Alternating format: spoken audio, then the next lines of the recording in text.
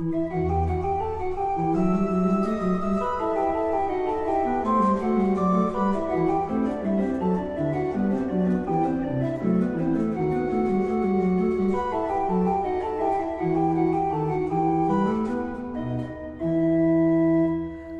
à tous, tous mes bons voeux en ce début d'année civile, mais nous poursuivons en fait l'année liturgique, déjà commencée depuis le début de l'Avent, avec la fête évidemment de l'Épiphanie, qui est célébrée normalement le 6 janvier, mais dans les pays où l'Épiphanie est jour férié, il n'y en a pas beaucoup, et autrement, comme en France, eh bien, c'est le dimanche qui suit immédiatement le 1er janvier, donc ce sera ce dimanche.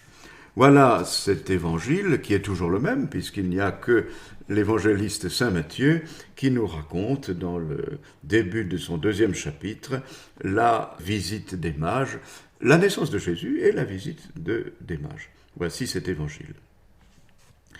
Jésus était né à Bethléem en Judée au temps du roi Hérode le Grand. Or voici que des mages venus d'Orient arrivèrent à Jérusalem et demandèrent « Où est le roi des Juifs qui vient de naître ? Nous avons vu son étoile à l'Orient, et nous sommes venus nous prosterner devant lui. » En prenant cela, le roi Hérode fut bouleversé, et tout Jérusalem avec lui. Il réunit tous les grands prêtres et les scribes du peuple pour leur demander où devait naître le Christ. Ils lui répondirent « À Bethléem en Judée, car voici ce qui est écrit par le prophète. Et toi, Bethléem, terre de Juda, tu n'es certes pas le dernier parmi les chefs-lieux de Juda, car de toi sortira un chef qui sera le berger de mon peuple Israël. » Alors, Hérode convoqua les mages en secret, pour leur faire préciser à quelle date l'étoile était apparue. Puis il les envoya à Bethléem, en leur disant « Allez vous renseigner avec précision sur l'enfant, et quand vous l'aurez trouvé, venez me l'annoncer, pour que j'aille moi aussi me prosterner devant lui. » Après avoir entendu le roi, ils partirent. Et voici que l'étoile qu'ils avaient vue à l'Orient les précédait, jusqu'à ce qu'elle vienne s'arrêter au-dessus de l'endroit où se trouvait l'enfant. Quand ils virent l'étoile, ils se réjouirent d'une très grande joie. Ils entrèrent dans la maison, ils virent l'enfant avec Marie sa mère, et tombant à ses pieds, ils se prosternèrent devant lui. Ils ouvrirent leur coffret, ils lui offrirent leurs présents, de l'or, de l'encens et de la myrrhe. Mais, avertis en songe de ne pas retourner chez Hérode, ils regagnèrent leur pays par un autre chemin.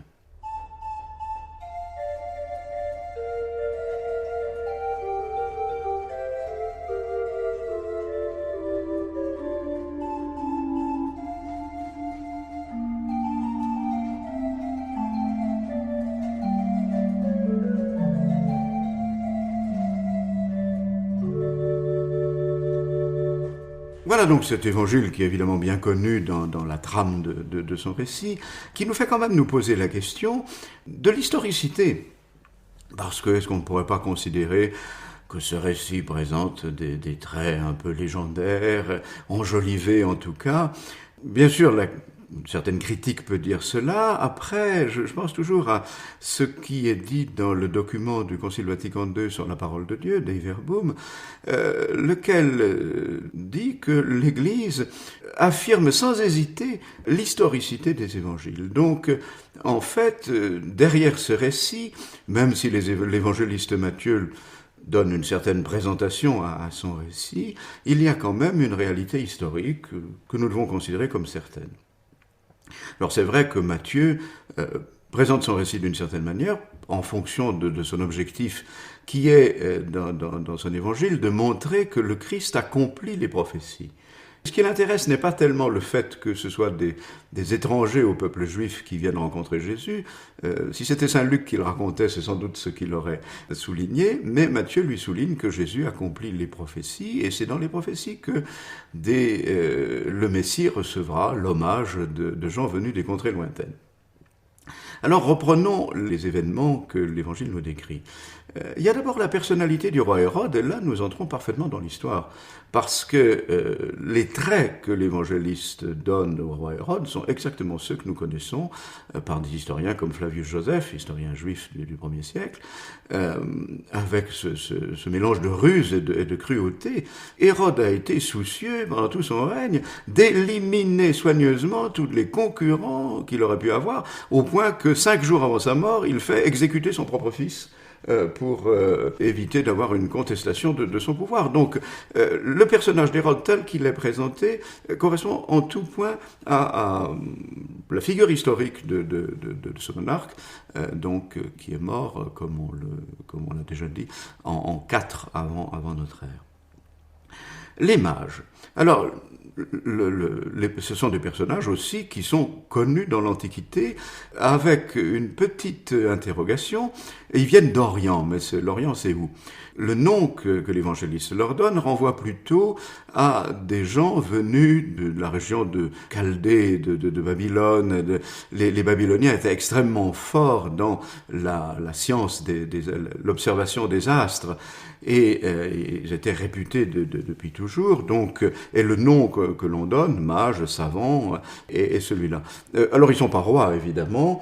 Là encore, c'est le psaume qui va influencer l'attribution de la royauté à ces personnages, puisqu'il est question dans le psaume 71 des rois de Tarsis et des îles qui viendront apporter les présents au Messie. Donc, pensons comme ça que ces braves mages se sont retrouvés affublés d'une couronne, alors que dans les représentations les plus anciennes, comme les peintures qui sont à Rome, à Sainte-Punancienne, ou la mosaïque qui est sur la façade de l'église de Bethléem, on les voit avec le bonnet phrygien et le costume des Persans. Après, ce qu'ils apportent, l'or et surtout l'encens et la myrrhe, qui est aussi une variété de gomme odoriférante, ferait penser qu'ils, plutôt que de venir de Perse, ils viendraient d'Arabie.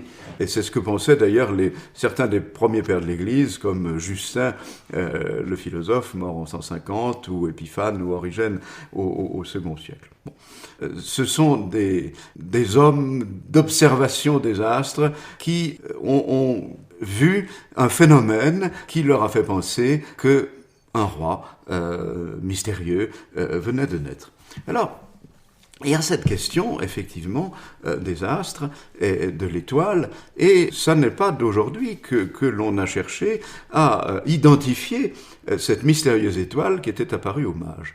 Et le premier à donner une solution, si on peut dire, c'est un astronome du début du XVIIe siècle, célèbre comme mathématicien, Kepler, qui avait observé en 1603 la conjonction de 2 planètes, Jupiter et Saturne, et qui donnait à l'œil nu un astre extrêmement visible et volumineux. Et en octobre de 1604, donc quelques mois plus tard, eh bien, c'est la planète Mars qui se joignait elle aussi à ces planètes en augmentant encore le phénomène. Or, Kepler, à ce moment-là, par calcul astronomique, a déterminé que le même phénomène s'était produit en 7 avant notre ère, c'est-à-dire à la date où, hypothétiquement, Jésus aurait pu naître.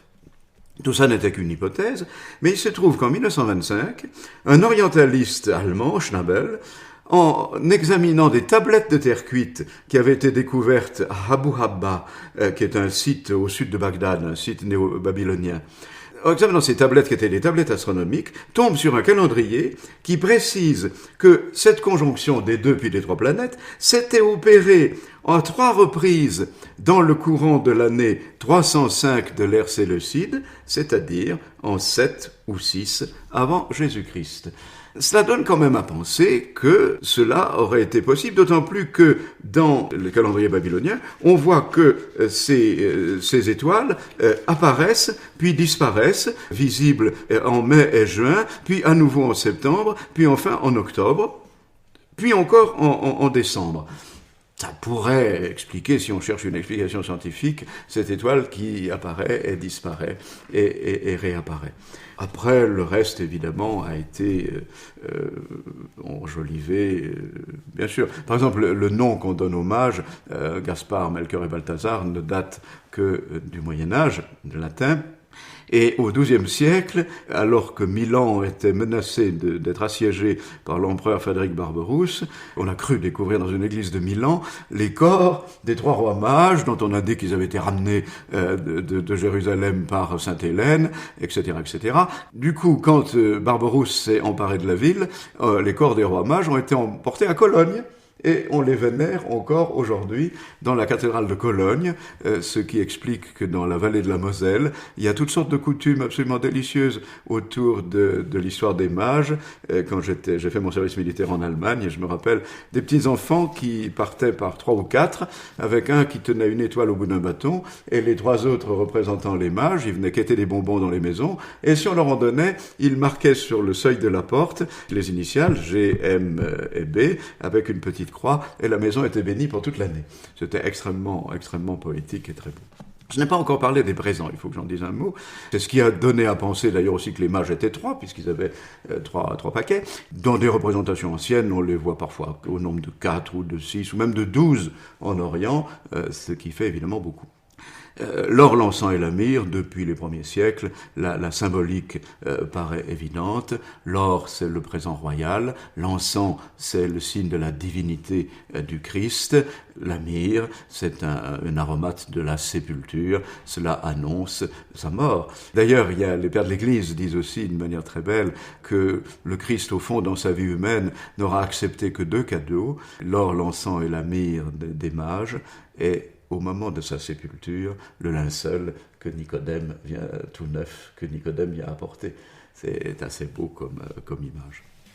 Puisque nous en sommes au Père de l'Église, pour conclure ce petit parcours historico-légendaire, le pape Saint Léon le Grand, qui vivait au 5e siècle, est une des grandes figures des papes de l'Antiquité, a prêché plusieurs sermons, 8 sermons sur l'Épiphanie, en faisant remarquer bien sûr que l'Épiphanie, la venue des mages, c'est les nations. C'est pas pour rien que pour la fête de l'Épiphanie, on célèbre aussi la mission de l'Église.